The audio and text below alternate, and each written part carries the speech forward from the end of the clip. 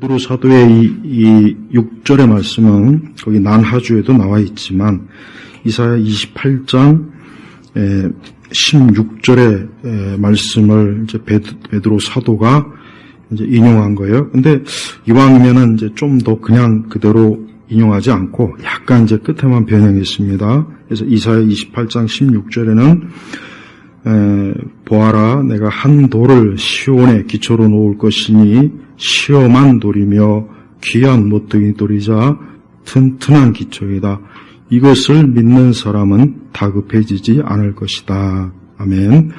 자, 여기서 말한 지금 베드로 전서 6장 6절에도 모퉁이 돌 나오죠. 그 다음에 이사야 28장 16절에도 여기는 또 귀한 모퉁이 돌 아니면 시험한 돌 이렇게 나오는데 바로 이 돌의 이 뜻하는 영적인 대상이 누구냐? 바로 예수님을 얘기하는 거예요. 그러니까 이사야 선지자도 그렇고 베드로 사도도 그렇고 즉 모퉁이 돌 예수님 그분을 지칭해서 우리 성도들이 어때요? 우리 성도들이 항상 예수님을 귀한 자신의 인생의 모퉁이 돌로 삼고 그렇게 믿음으로 살아갈 때 그 사람은 어떻게 되냐? 그 사람은 이사야 28장에는 다급해지지 않을 것이다. 다급해지지 않을 것이다. 그 다음에 베드로 사도는 뭐라고 했냐? 결탄코 부끄러움을 당하지 않을 것이다. 그랬으니까 이사야 선지자는 예수님을 믿는 사람은 다급해지지 않을 것이다. 그 다음에 베드로 사도는 부끄러움을 당하지 않을 것이다. 둘 다 같은 의미예요. 우리 성도들은 예수님이 우리 자신의 권리, 예수님 우리의 권리자요, 우리의 대행자요, 우리의 대표자요, 그분이 우리의 모든 우리의 생명뿐만 아니라 우리의 삶의 근원이 되시는 분이에요. 그래서 우리는 항상 예수 그리스도 그분을 언제나 우리 자신이 사모하고 사랑하고 또 그분의 그 모든 행적과 말씀과 교훈을 항상 늘 살펴보면서 우리 모퉁이를 떼신 즉 든든한 우리의 초석이 되는 그 예수님을 통해서 우리는 세상을 또 살아가는 것입니다. 베드로전서 1장 2절 1절부터 이제 보면은 계속 베드로전서 1장부터 이제 베드로의 가장 큰 관심이 뭐냐? 베드로의 가장 큰 관심, 베드로전서나 베드로후서에 보면은 베드로의 주로 이 관심이 뭐냐? 즉 그리스도 예수님을 믿는 성도들이 어떻게 신령하게 또 거룩하게 은혜롭게 살아가야 되는지 그게 베드로 서신의 가장 핵심 내용이에요. 그래서 베드로 전서나 후서를 우리 성도들이 많이 또 자주 읽어보면은 하나님께서 우리에게 얼마나 많은 우리 성도들에게 얼마나 많은 신령한 하나님의 자녀로의 그 참 거룩한 열매를 요구하시는지 잘 알 수 있어요. 그래서 2장 1절에도 보면은 그러므로 1장 25절 이후에 바로 그러므로 너희는 모든 악독과 모든 속임수와 가식과 시기와 모든 비방하는 말을 버리고 그랬습니다. 베드로 사도의 그러니까 바울 사도는 주로 교리적 그 당시 예수 그리스도의 십자가의 교리적인 그 토대를 초대교회 든든하게 세워주는데 많이 그 하나님의 일을 감당했어요. 물론 그러니까 바울 사도도 그리스도인의 실천 신앙의 열매에 대해서 많이 아주 항상 늘 그것을 얘기하는데 베드로 사도는 사실은 예수 그리스도의 토대를 통한 그리스도의 실천 신앙에 대해서 거의 중점적으로 얘기합니다. 그래서 베드로 서신은 이 교리적인 그런 선명성은 그렇게 바울 서신하고 비교할 때 그렇게 크게 드러나진 않지만 그러나 예수님을 믿는 게 막 믿은 초신자에게 있어서 가장 유용한 그 서신은 베드로 전후서가 제일 좋아요. 그래서 베드로 전서를 통해서 그가 그리스도를 믿기 이전에 그 삶이 그 어떤 그 인생의 형태가 얼마나 참 잘못됐나 죄악된 건가를 잘 깨닫게 해줘요. 여러분 요즘 우리 한국 사회 이렇게 보면은 제가 늘 좀 주의 깊게 보는 건 이런 언론이나 매스컴에서 어떤 사고나 어떤 사건이나 이런 것들을 보면은 그리스도 안에 있지 않는 그런 사람들의 형태가 확실히 육적이구나, 확실히 죄악된 것이구나, 확실히 저들은 어둠에 속한 것이라는 것을 명확하게 알 수 있어요. 그런데 더 지금 문제는 옛날 사람들은 그나마 자신의 잘못이나 이런 것들을 좀 어느 정도 좀 이렇게 마음의 각성이나 양심의 각성을 통해서 좀 이렇게 그래도 순화시키는데, 지금은 굉장히 좀 아주 그런 것들에 별로 신경을 안 쓰는 그런 세대가 됐어요. 근데 그런 게 점차로 많은 젊은 세대들이 그런데 많이 물들어 있어요. 그러니까 하나 예를 들면 연예 기획사의 어떤 여자가 막 그냥 미친 듯이 막 기자회견을 하고, 또 최근에는 또 활짝 웃으면서 이제는 서로 또 사이좋게 하자고. 난 그걸 보면은 사업하는 사람도 참 힘들겠다. 정신병자들 데리고 사업을 한다는 게 얼마나 힘들까. 차라리 정신병원이면은 정신병 원장은 그래 저 사람들은 정신병자들이니까 이해를 하겠지만, 사업하는 사람들은 얼마나 그 직원들 다루기가 힘들까. 특히 젊은 세대들 다루기 얼마나 힘들까. 그런 생각이 들어요. 실컷 똥 싸놓고 난장판 치워놓고 우리 다 함께 같이 치우자. 이 꼴밖에 안 되는 거 아니에요. 또 물론 아직 정확하게 드러난 것은 없지만은 자기 마음에 안 든다고 해서 꿈과 같은 그런 직장 생활을 꿈꿨는데 들어보니까 이게 아마 아닌가 봐 하니 그런 생각이 좀 들으니까 나중에 좀 굉장히 심하게 디스해가지고 막 사회적으로 이런 짓은 하면 안 돼요. 그리스도인은 절대 뒤끝이 있으면 안 됩니다. 그리스도인은 모든 면에서 오늘 2장 1절에 뭐라 했습니까? 그러므로 너희는 모든 악독과 모든 속임수와 가식과 시기와 모든 비방하는 말을 버리고 그랬습니다. 이게 뭡니까? 옛 사람에 속하는 그런 성향이에요. 특히 11절에 보면은 뭐라 했습니까? 사랑하는 자들아, 나는 외국인과 나그네 같은 너희에게 영혼을 대적하여 싸우는 육체의 정욕을 제어하라고 권한다. 여기서 말하는 육체의 정욕이라는 게 뭐냐면은 바로 2장 1절을 얘기하는 거예요. 우리는 육체의 정욕이라는 게 그냥 어떤 술을 먹고 그걸 혹시 생각할 수 있지만 그것보다 훨씬 더 광범위하고 훨씬 깊어요. 그래서 악독, 속임수, 가식, 시기, 모든 비방하는 말. 이게 자체가 뭐냐? 이게 자체가 바로 육체의 정욕이에요. 그러니까 우리 성도들도 믿음 이후에 우리가 절대 완전하거나 완전해질 수가 없어요. 그래서 베드로 사도가 육체의 정욕을 제어라는 게 뭡니까? 조정하라는 거예요.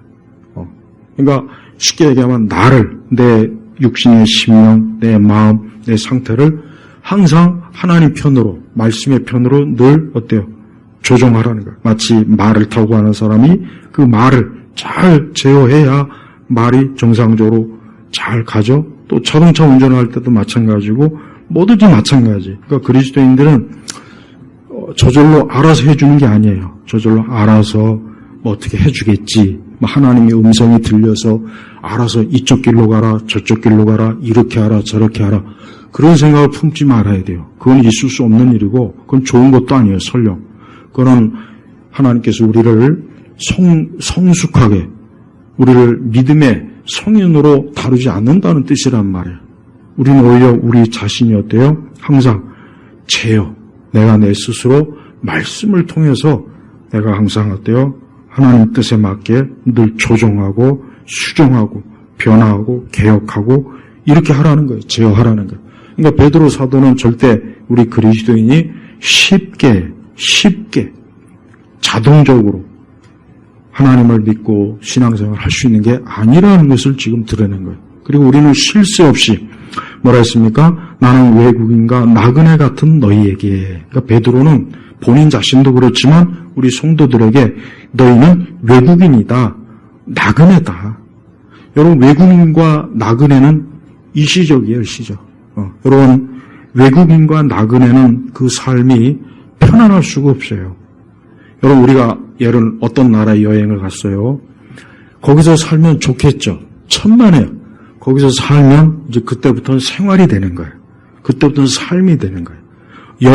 여행하고 삶은 다른 거예요. 여행은 그냥 며칠 있다가 좋은 것만 누리다가 오지만 삶은 이제 모든 힘든 걸 다 겪어야 되는 거예요. 우리 성도들은 이 땅에서 믿음 생활하면서 외국인과 나그네이기 때문에 우리는 관광객이 아니에요. 우리 믿음 생활하면서 힘들어요. 어려워요. 많은 환난도 부딪혀야 되고 이것도 저것도 한두 가지가 아니에요. 그러나 감사한 건 우리는 외국인과 나그네이기 때문에 영원하지 않다는 것. 우리는 주님 곁에 가서 이제는 그 무거운 모든 짐을 완전히 내려놓고 이제는 안식, 쉼을 누리는 거예요. 그러니까 성도들의 지금 우리의 신분의 상태가 아니야. 외국인과 나그네다. 내가 지금 이 외국인과 나그네 상태에 있기 때문에 지금 어쩔 수 없는 이런 여러 어려운 상황을 우리가 불평이나 원망하지 말고 그건 당연한 거다 이거. 그럴 수밖에 없는 거예요. 그럴 수밖에 없는 거니까 이걸 우리가 믿음 안에서 잘 제어하고 또 믿음 안에서 하나님 합당하신 그런 삶으로 가는 거예요. 그래서 2절에 보니까 갓난 아이들처럼 그럼 우리가 어떻게 해야 되느냐? 갓난 아이들처럼 영적이고 순전한 젖을 사모하여라. 그래 사모하여라. 네. 제가 우리 아들을 어릴 때 키워보니까 오늘날 젖병을 이렇게 주니까 그걸 빼앗더라고. 이렇게 확 빼앗아요. 지금도 난 그게 기억에 생생해요. 그걸 확 빼앗고 입으로 확 갖다 대면서 막 먹더라고. 그게 아직도 기억에 생생해요. 참. 그러니까 바로 이거예요. 우리 성도들은 항상 어때요? 영적이고 순전한 젖을 사모하여라. 여기서 그런 말하는 이 젖은 뭘 말하겠습니까? 하나님의 말씀이에요. 우리가 이 하나님의 말씀을 항상 사모하고 늘 마치 아기가 그래서 이는 너희가 이 젖으로 말미암아 구원에 이르도록 자라게 하라는 것이다. 바울은 굉장히 이해하기 쉽게 표현했어요. 뭐냐? 우리 성도들이 믿음 생활한 이후에 자라야 되는 거예요. 멈추지 말아야 되겠죠? 이것이 영적 성장이잖아요. 그래서 우리가 영적으로 성장하는 것을 우리 자신도 중요하게 여기게 되고 내가 영적 성장하는 것도 좀 알아야 돼요. 아이들 키우다 보면 아이들이 키가 얼마나 큰가 항상 벽에다 대고 막 재잖아. 이렇게 재고 올해는 얼마 컸다. 그게 아이들의 기쁨이에요. 키가 계속 자라는 기쁨. 우리 성도들도 내가 영적으로 자라는 기쁨이 있어야 돼. 기쁨. 우리는 다른 기쁨보다 내가 영적으로 자라는구나. 내가 이전부터 더 하나님 앞에 합당한 성도, 그리스도인, 믿는 자가 되고 있구나라는 것으로 자꾸 어때요? 그거를 측정하고 재면서 자라가는 거예요. 그러니까 베드로는 우리가 아까 1절에 얘기했지만 이런 악독이나 속임수나 가식과 시기 모든 비방하는 말을 버리고라고 했지만은 이게 한 번에 버려지지가 않아요. 한 번에 버려지면 얼마나 좋겠어요. 한 번에 버려지는 것이 아니라 우리가 계속 이 버리는 이 행위가 어때요? 지속되는 거예요. 계속 지속되는 거예요. 그 대신 우리는 이런 걸 버리면서 무엇을 섭취해야 되느냐? 하나님의 말씀. 그걸 계속 섭취해가지고 어때요? 구원에 이르도록 구원받은 자가 어때요? 계속해서 믿음으로 장성한 자가 되라는 거예요. 장성한 자가. 그래서 성장하는 거예요. 그래서 우리 성도들은 구원받은 이후에 영적으로 자꾸 성장해야 돼. 근데 그 성장이라는 게 뭡니까? 그 성장이라는 것은 바로 우리 자신이 그리스도 예수 안에서 이제 그분을 계속 흠모하고 그분을 사랑하고 그분 안에서 우리의 모든 삶이 뿌리를 내지는 거예요. 그래서 3절에 보니까 너희가 주님의 인자하심을 맛보았으면 그리하여라. 자, 주님의 인자하심. 우리 주님은 인자하시잖아요. 우리 주님의 그 인자하심이라는 건 뭡니까? 우리의 모든 허물과 죄와 부족함과 설령 우리가 2장 1절과 같은 이러한 것들이 우리에게 있어도 우리 주님은 인자하시기 때문에 그러한 우리를 긍휼히 보시는 거예요. 불쌍히 보는 거예요. 아유, 아직 덜 자랐구나. 아직 덜 네가 더 많이 커야 되겠구나. 우리 주님은 인자하셔. 사실 우리는 하나님의 인자하심을 조금만 생각해도 알 수 있어요. 하나님께서 얼마나 나에게 많은 인자하심을 베푸시는가. 그분이 나에게 이러한 인자하심을 베풀지 않았다면 아유 내가 얼마나 나의 죄로 호되게 내가 참 고생이나 고통을 맛보지 않았을까 한번 생각해보면 다 알 수 있어요. 그래서 우리는 주님의 인자하심을 맛보았으면 그래요. 항상 우리 주님은 인자하세요. 우리 주님은 하나님의 자녀들에게 늘 인자하신 분이에요. 그래서 우리 주님은 절대 사납거나 냉혹하거나 냉정한 게 없어요. 예수님은 그런 게 없어요. 예수님은 절대 그런 게 없습니다. 그래서 예수님이 그래서 좋은 거예요. 우리 주님은 모든 면에서 인자하시니까 우리 성도들이 항상 그 인자하신 주님 앞에 늘 가까이 오는 것을 두려워하지 마요. 겁을 내지 말고 항상 편안한 마음으로 주님 앞에 왔을 때 주님은 우리를 인자하게 다루셔요. 우리를 부드럽게 다루신다네요. 부드럽게. 우리를 냉혹하게, 냉정하게, 사납게 다루질 않아요. 이번에 여러분 그 훈련 그 부대에서 그냥 참 그 병사가 이렇게 뭐 얼차려 받다가 이렇게 참 그만 안타깝게 생을 참 마감했어요. 얼마나 참 안타까운지 몰라. 이제 갓 들어갔는데. 그리고 뭐 뉴스에 보니까 뭐 훈련소에서 뭐 떠들어가지고 막 했다는데, 우리 제 때는 뭐 그 정도는 거는 얼차려도 아니어서 솔직히 하기로, 저 때는 뭐 그거는. 근데 요즘 아이들 생각하면은 좀 이렇게 너무 지나치지 않은가. 또 여자 중대장이라며요. 우리 아들이 그러더라고요. 무슨 얘기를 하냐면, 군대 오기 전에는 여자들이 다 군대 와야 된다고 생각했는데, 군대 와서 보니까 절대 여자는 군대 오면 안 된다는 생각을 다 갖고 있대요. 이건 내가 여자들을 무시하는 게 아니에요. 난 그냥 들은 말을 그대로 전하는 거예요. 나한테 뭐라고 그러지 말고. 근데 나는 군대에서 여군이 있다는 건 나는 상상도 못해요. 난 본 적이 없어요. 그래서 여자들하고 군대 생활하면 얼마나 좋을까. 로망을 가지고 있는데, 그렇다고 해서 군대 가고 싶지는 않고.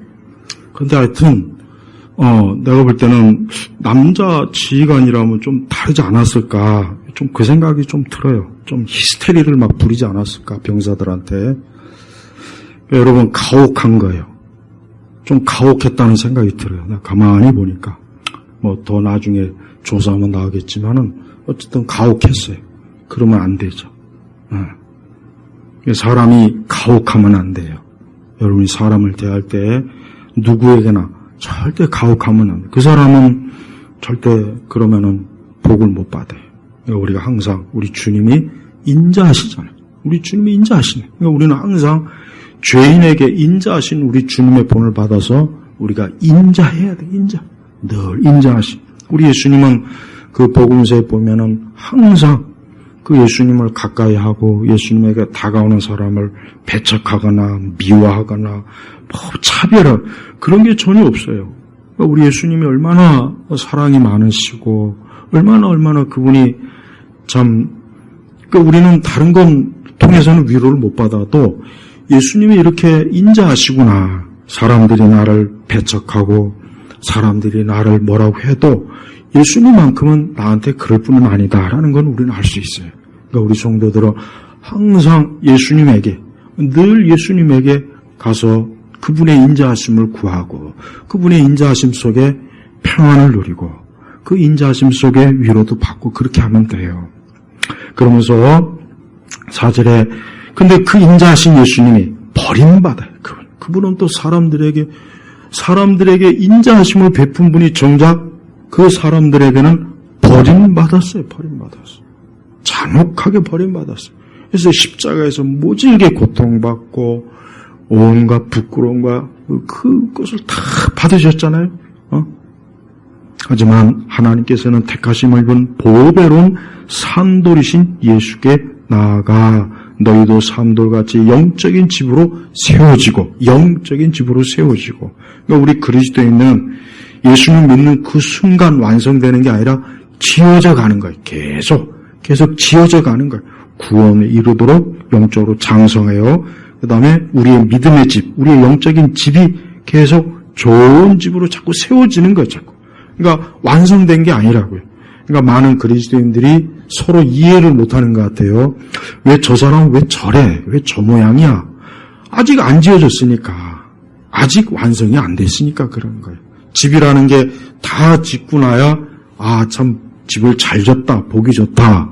그러나 집을 지은 과정은 뭐가 보기가 안 좋잖아요. 아직 뭐 철골도 있고 못도 있고 그러니까 그리스도인은 계속해서 영적으로 지어져 가는 거예요. 그러니까 그 과정을 평생도록 계속 하는 거예요. 그러니까 여러분은 믿음에 자라도록 그 신령한 첫 말씀을 부지런히 먹고, 그리고 또 여러분의 그 영적인 집, 믿음의 집을 계속해서 좋은 모양으로 자꾸 지어져요. 그 다른 사람보다 훨씬 더 좋은 집을 지으세요. 우리는 좋은 집을 원하잖아요. 근데 왜 우리의 믿음의 집은 왜 보기 흉하거나 남보다 못하게 하면 안 되지 않습니까? 그러니까 내 영적인 집을 훨씬 좋은 집으로 내가 짓자. 다른 사람보다 훨씬 더 좋은 집으로 짓자. 그런 마음을 품어야 돼요. 그러면서 5절에 계속해서 예수 그리스도로 말미암아 하나님께서는 기쁘게 받으실 영적인 제사를 드리는 거룩한 제사장이 되어라. 그러니까 너희도. 우리 성도들이 아까 그 9절에 보면은 그러나 너희는 택하심을 받은 족속이고, 자, 택하심을 받은 족속.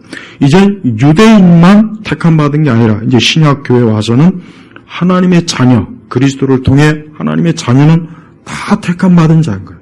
이 사람이 어떤 종족이든, 심지어 애굽 사람이든, 바벨론 사람이든, 그리스 사람이든, 로마 사람이든, 이제 인종과 국정에 상관없어요. 그냥 다 택하심 받은 족속. 그 다음에 또 뭡니까? 왕 같은 제사장들이고, 왕 같은 제사장. 그러니까 우리는 이제 신약교회는 더 이상 구약의 율법의 제사장이나 레위지파가 필요가 없어요. 왜? 이미 제사장 되신 예수님. 우리 예수님의 그 삼중직, 왕, 대제사장, 그 다음에 선지자. 우리 예수님의 3대 직분. 이 3대 직분이란 말이에요. 예수님이 그 직분을 가지고 오셨기 때문에 구약에 있는 모든 이제 제사는 다 폐지가 된 거예요. 그리고 믿는 우리가 이제는 어때요? 바로 그리스도로 인해서 우리는 영적으로 아브라함의 혈통이에요. 그 택함 받은 족속이고 왕 같은 제사장들이에요. 우리는 더 이상 이제 사제가 필요 없어요. 우리는 우리를 중보해 줄 분 자체가 예수님이니까 예수님을 통해서 우리는 하나님 앞에 나아갈 수가 있는 거예요. 그러니까 우리 믿음을 위해서 별도의 제사장을 세울 필요가 없어요. 사제가 필요 없는 거예요. 그러니까 천주교의 사제나 이런 것들이 왜 잘못됐냐. 그들은 그리스도의 사제 자리를 찬탈한 거예요. 찬탈.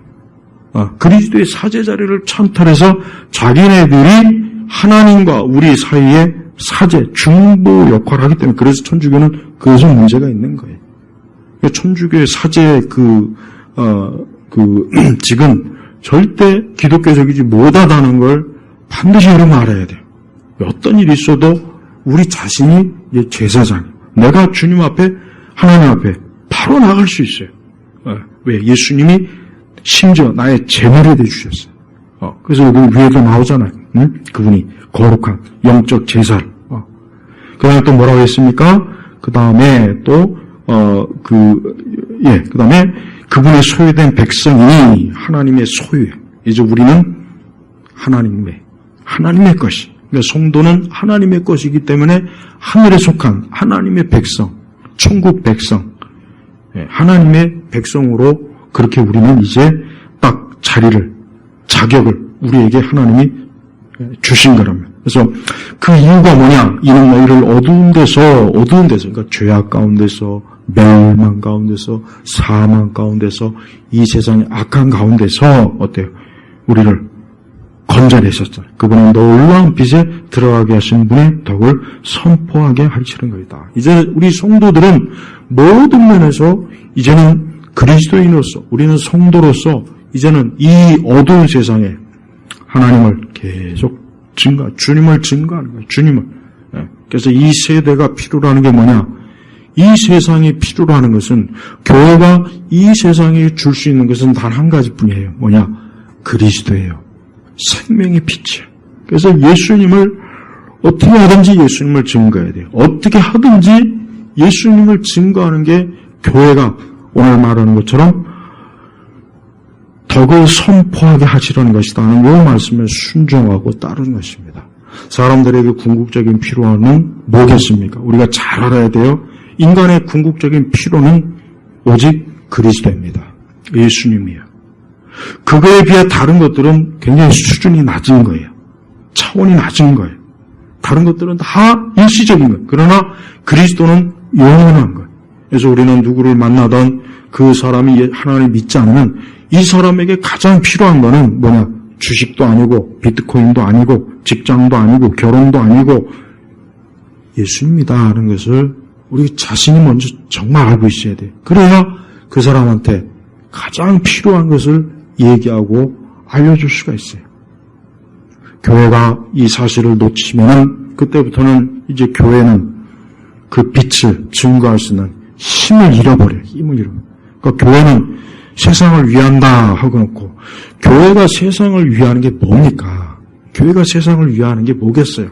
이 세상 자체가 어둠인데 그 어둠 속에서 빛을 밝히는 게 교회가 해야 될 일이지 교회가 이 세상이 할 수 있는 걸 교회가 굳이 할 필요가 뭐가 있냐고요. 할 필요가 없어요. 굳이 이 세상이 얼마든지 할 수 있는 거를 교회가 굳이 뭐 하려고 줍니까? 할 이유도 없고 오직 우리는 예수님. 그래서 우리 성도들은 우선 우리부터 그리스도로 인하여 내 자신이 거룩한 이렇게 택함 받은 족속, 왕 같은 제사장 그런 거룩한 나라 우리 자신이 하나님 나라의 백성이고 하나님 나라를 소유한 자이기 때문에 그래서 그분의 소유된 백성인 거예요. 그래서 10절에 너희가 전에는 백성이 아니었으나 그렇죠. 너희가 전에는 우리는 어디에 속한 자입니까? 마귀에게 속한 자입니다. 사단에게 속한 자예요. 우리의 그 본래, 우리의 본적, 우리의 본래의 우리의 뿌리는 사망의 영토예요. 사망의 죽음의 영토라고. 우리는 거기 있었어요. 근데 거기는 거기는 우리를 이제 하나님, 이제는 하나님의 백성이며 전에는 궁유를 얻지 못하였으나 이제는 궁유를 얻은 자이다. 여기서 말하는 궁유는 뭐냐? 하나님께서 우리를 불쌍히 여겨서 우리를 하나님의 자녀로 이제 입양시켜 준 거야, 입양. 이제 너는 내 자녀다. 내 백성이다. 내 소유다. 이제 내가 너에게 내 모든 걸 너에게 유업으로 주겠다. 이게 바로 궁율이라고, 궁율. 우리 성도들이 알아야 될 것은 하나님의 인자하심을 항상 우리가 염두에 둬야 되고 두 번째는 바로 궁율이에요, 궁율. 내가 하나님께 궁율을 얻었구나. 내가 만약에 하나님의 궁율을 얻지 못했으면 나는 지금 어떻게 됐을까? 어떻게 되겠습니까? 나는 여전히 어때요? 이 세상에서, 이 땅에서, 여기에 있다가 그냥 멸망의 길로 그냥 순차적으로 그냥 빠져 들어가는 거예요. 사람들이 이걸 정말 중요하게 여길 줄 안다면 얼마나 좋겠습니까? 그러나 사람들은 이걸 몰라요. 왜? 저들이 하나님께 택함받고 부르심을 받기 전까지는 자기의 본래의 모습을 사람이 못 봅니다. 이게 큰 문제. 그러니까 이걸 좀 깨닫게 하는 게 이게 힘들어요. 이게 힘들어요. 너의 지금 본래의 상태는 죽음의 자리에 있다. 사망의 자리에 있다. 너는 지금 빛이 아닌 어둠 가운데 있으니까 빨리 거기서 나와야 한다. 거기서 나오려면은 예수님을 붙잡고 예수님을 믿음으로 붙잡고 빨리 나와야 된다. 그렇지 않으면 너는 거기에서 계속해서 어때요? 거기에서 그 사망과 어둠과 그 정욕의 삶에서 결국은 노예가 돼가지고 노예 상태로 멸망하게 되는 거예요. 베드로는 이미 오늘 베드로 전서나 후서는 다 예수님을 이미 믿은 사람에게 주는 말씀이에요. 예수님을 믿지 않는 사람이 주는 말씀이 아닙니다. 그러니까 베드로는 우리의 이전의 상태에 대해서 아주 간절하게 얘기하는 게 이 베드로 서신의 특징이에요. 저는 그래서 이 베드로가 참 그리스도 예수 안에서 가장 첫 번째 사도답다는 생각이 참 들어요. 왜 예수님께서 베드로를 첫 번째 사도로 삼았을까? 그건 베드로가 담대하게 그리스도 안에서 베드로는 그리스도인으로서 어떠해야 되는지를 조금도 주저하지 않고 말하는 그 베드로의 그 기질이 이 베드로의 서신에 정말 잘 나와 있어요. 그래도 베드로 서신은 우리 믿는 특히 초신자들에게 가장 먼저 빨리 접해줘야 될 말씀이에요. 그래서 초신자들이 자기가 그리스도 이전에 그리스도 바깥에 있을 때 그 상태와 예수님 안에 있을 때와 비교해 줘야 돼요. 그래서 어느 게 더 좋으냐? 너가 어느 게 더 좋냐? 너 그리스도 바깥에 있을 때가 좋냐? 그리스도 예수님 안에 있을 때가 좋냐? 한번 더 생각해봐라 하면서 이 베드로 서신을 통해서 어때요? 그가 하나님의 자녀가 된 거에 대한 그 놀라움, 그 영광스러움, 그 능력, 그 모든 것들을 계속해서 보여주는 거예요. 그래서 베드로 그 전서 1장 3절에 보면은 벌써 바울은 좀 이렇게 바울은 이게 뭔가 본격적인 얘기를 하기 전까지 좀 뜸을 들이는 성격인데 베드로는 그렇지 않아요. 바로 3절에 보니까 우리 주 예수 그리스도의 아버지 하나님을 찬양하자. 그분은 자신의 풍성한 긍휼을 따라 우리를 거듭나게 하시고, 바로 거듭남이 바로 나오잖아요. 그러니까 우리를 새 사람이 되게 했다. 새 사람이 되게 했고, 예수 그리스도를 죽은 자들로부터 부활하게 하셔서 우리에게 산 소망이 있게 하시고, 벌써 부활이 나오죠. 그 다음에 4절에 너희를 위하여 하늘에 쌓아두신 썩지 않고 더럽지 않고 새하지 않은 유업을 받게 하셨다. 바로 그냥 첫머리에 바울은 기독교의 핵심을 한 번에 다 알려줘요. 그러니까 예수님을 믿는 사람으로서 하나님께로 받는 놀라운 선물을 한 번에 처음부터 보여주니까 사실 처음 믿는 사람들이 이런 말씀을 접해야 돼. 그래야 내가 예수님 믿지 않았으면 나는 지금 죄인으로서 죄악되는 자로서 그냥 썩어질 것을 위해서 그 하나님이 마련하신 이 좋은 것을 얻어보지도 못하고 나는 멸망하겠구나 하고 저절로 탄식하며 하나님의 은혜와 긍휼과 이런 인자하심에 대해 감사하는 마음이 절로 나오게 만드는 거예요. 그래서 5절에는 또 1장 5절에요. 너희는 마지막 때에 나타내고 예비된 구원을 얻을 수 있도록 믿음으로 말미암아 하나님의 능력으로 보호하심을 받고 있다. 6절에 그러므로 너희는 여러 가지 시험 때문에 잠깐 근심하게 되었으나 이제 크게 기뻐하니. 7절에 이는 너희의 믿음이 실은 불로 단렬하지만 결국 없어지고 마는 금보다 더 귀하여 예수 그리스도께서 나타날 때 칭찬과 영광과 존귀 얻게 하렵니다. 벌써 종말에 대한 얘기도 또 나오잖아요. 그러니까 베드로는 성격이 확실히 급해요. 급하다 보니까 아예 1장 1절 초반절부터 그냥 기독교의 모든 중요한 것들을 한 번에 그냥 왕창 안겨주는 거예요. 그러니까 바울은 선물을 찔끔찔끔 주는 스타일이고 베드로는 이만한 트럭으로 왕창 안겨주는 거예요. 그러니까 사실은 베드로가 좀 더 시원시원하고 화끈하죠. 우리 성도들이 잠깐 그 근심, 그러니까 우리가 하나님 믿는다고 해서, 지금 내가 하나님 믿는다고 해서 모든 게 다 막 형통해지고 갑자기 모든 게 좋아지고 또 모든 게 갑자기 안 되던 게 되고 그러지는 않고, 그러나 우리가 믿는다고 했지만 근심이 있고 염려도 있고 시련도 있다 이거예요. 그러나 믿기 이전의 그런 시련과는 다른 거예요. 왜 그랬습니까? 그 이유가 뭐겠습니까? 그거는 우리의 시련은 믿음의 시련이에요. 그래서 7절에 뭐라고 했습니까? 믿음의 시련이라고 그랬잖아요. 믿음의 시련. 그러니까 성도들은 닥치는 모든 것을 믿음과 연관시켜야 돼요. 이걸 여러분 잘 우리가 해야 됩니다. 이 모든 걸 믿음과 연관시켜야 돼요.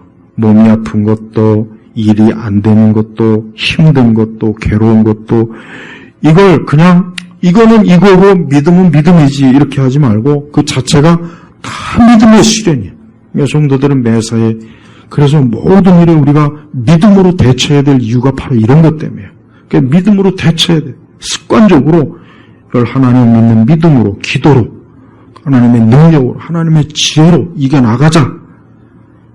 늘 이게 그냥 습관화돼야 돼요. 이게 믿음의 시련을 이겨내는 방식이에요, 방식. 그래서 나중에는 결국은 어때요? 없어지고 마는 금도 없어지잖아요. 더 귀하고 예수 그리스도께서 나타나실 때 칭찬과 영광과 존귀를 얻게 하는 것이다. 그러니까 우리 성도들이 가장 소망하는 게 뭐겠습니까? 여기 나와 있어요. 결국은 우리가 이렇게 참 모퉁이돌 되시는 예수님을 딱 토대로 우리가 믿음 생활하고 영적으로 자라가고 우리의 믿음의 집을 잘 세우는 궁극적인 목적이 뭐냐? 그리스도의 칭찬이야. 칭찬, 영광, 존귀. 이겁니다. 그러니까 성도는 이걸 항상 고대하면서 살아야 돼. 아, 주님이 나타나실 때, 내가 그분을 뵐 때, 그분이 나를 칭찬하시고, 또 영광, 이 썩지 않을 영광, 이 세상의 영광이 아니라, 여러분 그 당근 마켓 보면은 굉장히 진귀한 것들 많이 나오더라고요. 가만히 보면. 근데 왜 그런 진귀한 거를 내다 팔까, 중고로. 여러분 세상 모든 건 다 당근 마켓에 다 나오는 것들이에요. 그러나 그리스도 안에는 믿음은 아니에요. 그 믿음은 내 것이에요, 내가. 이거는 너무 귀해서 어느 누구도 이거는 팔 생각도 안 하고 이건 아무나 살 수 있는 것도 아니에요. 여러분 세상 거는 다 결국은 중고입니다. 시간 지나면 다 중고예요. 시간이 지나면 다 중고라니까요. 세상 영과 여러분 우리나라를 누가 망칩니까? 우리나라를 망치는 누가 망치냐? 임시직들이 다 망치는 거예요. 국회의원, 대통령 이것들 다 임시직이잖아요. 이것들이 4년 동안 5년 동안 헤맸고 나라를 망친다고요. 이것들이 그것들이 다 망치잖아요. 임시직들이. 정규직이 아니에요. 국회의원은 정규직이 아니라고. 대통령도 마찬가지예요. 다 임시. 잠깐 있다가 그냥 끝나버린다. 이제 저것들이 권력을 잡고서 나라를 막 다 망쳐. 다. 비정규직들이. 최고의 비정규직. 우리의 신분은 영원한 거예요. 우리 성도의 신분은 임시적인 게 아니야. 그래서 잠깐 오늘은 성도였다가 내일은 아니었다. 그 다음날은 우리는 영원한. 왜? 예수 그리스도가 영원하시니까 그분을 인한 구원의 은혜가 영원한 겁니다. 영원한 거예요. 그러면서 바울은 굉장히 베드로는 굉장히 중요한 얘기를 8절로 어떻게 넘어가냐면 너희가 그분을 보지 못하였으나 살아간다. 이게 참 중요해요. 자, 보세요. 초대교회 때 이제 예수님이 승천했어요. 자, 예수님을 직접 본 그 성도들, 제자들이 이제 서서히 시간이 지나면 어떻게 됩니까? 다 이제 천국 가지 않겠습니까? 그러면 이제 시간이 지나면 얼마 안 남아요. 자, 베드로는 예수님을 직접 봤어요. 직접적 증인이라고요. 하지만 베드로는 예수님을 직접 보지 못한 그들이 예수님을 사랑한다는 것에 대해서 굉장히 칭찬해 주는 거예요. 이게 참 중요한 거예요. 우리도 사실 예수님 직접 보면 얼마나 좋을까 그런 생각을 다 한 번씩 하지 않습니까? 그러니까 베드로도 너희가 그분을 보지 못하였으나 사랑한다. 이미 베드로 서신을 수신 자들이 그 당시에 초대교인들 중에 거의 대부분은 예수님을 직접 본 사람이 없어요. 없는 거예요. 그렇지만 예수님을 사랑하는 거예요. 우리도 마찬가지예요. 우리가 예수님을 보지 않았잖아요. 예수님 보지 않았습니다. 그러나 우리 역시 예수님을 사랑해야 돼요. 그러면서 뭐합니까? 지금도 그분을 보지 못하면서도 믿으며, 보지 못하면서도 믿으며, 자꾸 예수님을 보려고 하지 마세요. 자꾸 좀 환상이라도 좀 볼까, 좀 꿈에라도 볼까, 그거 봐서 뭐 하려고 그래, 그거 봐가지고. 내가 최근에 발견한 것 중에 하나가, 불신자들은 꼭 살면서 몇 번 귀신을 꼭 만나더라고요. 가만히 보니까, 불신자들은. 근데 진짜 예수님 믿는 사람 안 만납니다. 그러니까 우리 성도들은 귀신 무서워할 필요는 절대 없어요. 근데 안 믿는 사람은 꼭 만나요, 보면. 웬만하면 꼭 한 번씩은 만나는 것 같아요, 가만히 보면.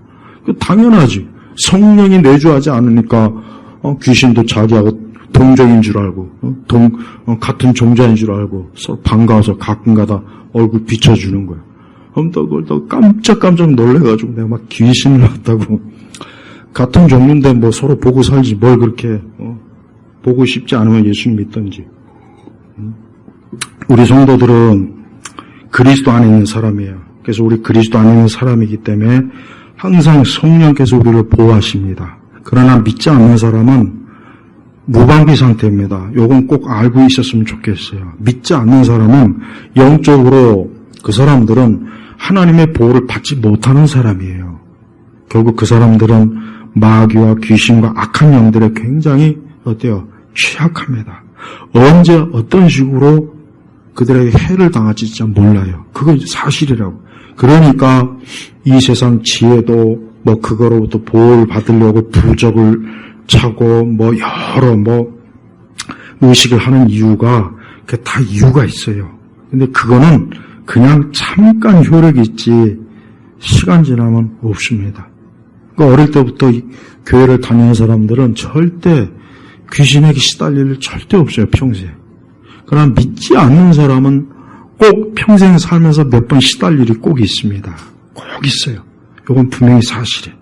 그러니까 우리 성도들이 우리가 하나님의 영 안에 그리스도의 은혜, 사랑, 그분의 그 이러한 참 보호하심이 있다는 게 얼마나 큰 진짜 놀라운 것인지를 우리는 꼭 알고 살아야 돼요.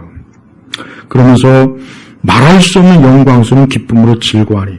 자, 초대교회 성도들이 우리보다 훨씬 더 좋은 월등한 면이 있어요. 먼저 보지 못했지만 사랑하는 거. 그 다음에 그분을 지금도 보지 못했지만 믿는 거. 세 번째는 뭡니까? 기뻐하는 거예요. 우리에게 이 세 가지가 있습니까? 우리에게 세 가지가 있어야 돼요.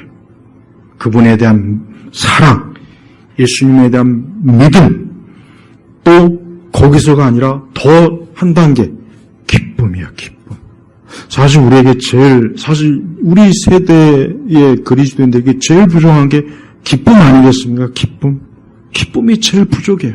뭔가 하나님 믿는 믿음으로 막 기뻐하는 거, 막 좋아서 괜히 막 좋아하는 거 있잖아요. 막 기뻐하는 거, 괜히 그런 기쁨이 사실 너무 부족합니다.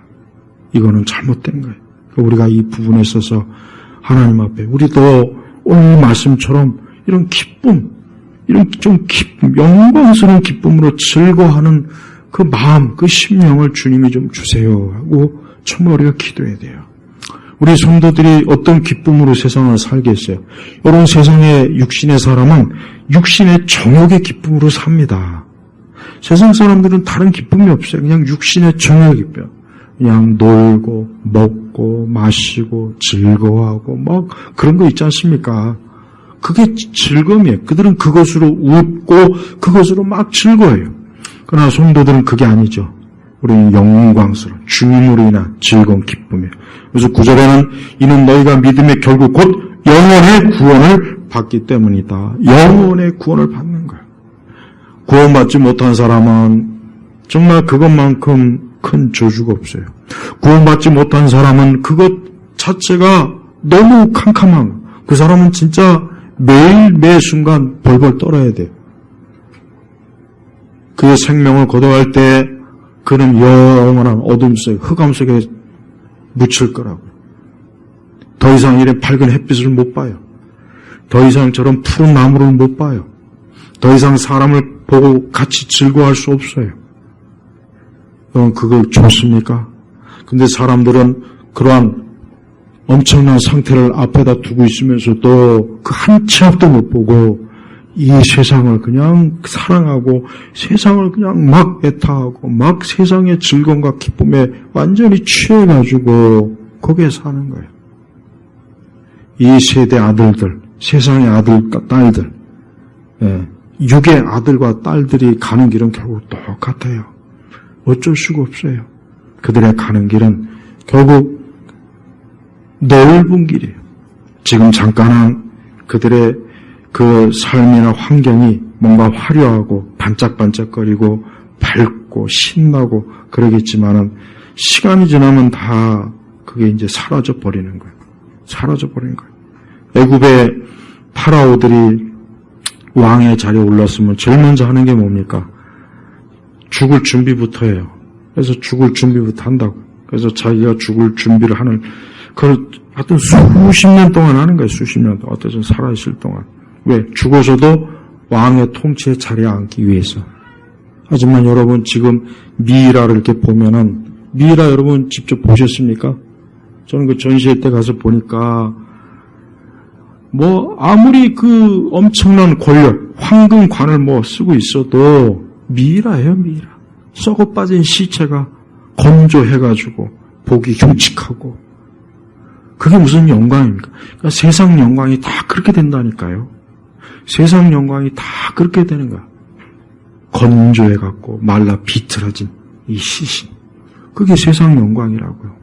그러니까 애굽은 그것으로서 자기 이 현세의 영광을 내세까지 가지고 가려고 한 거예요. 그 애굽의 신화를 가만히 보면 그래요.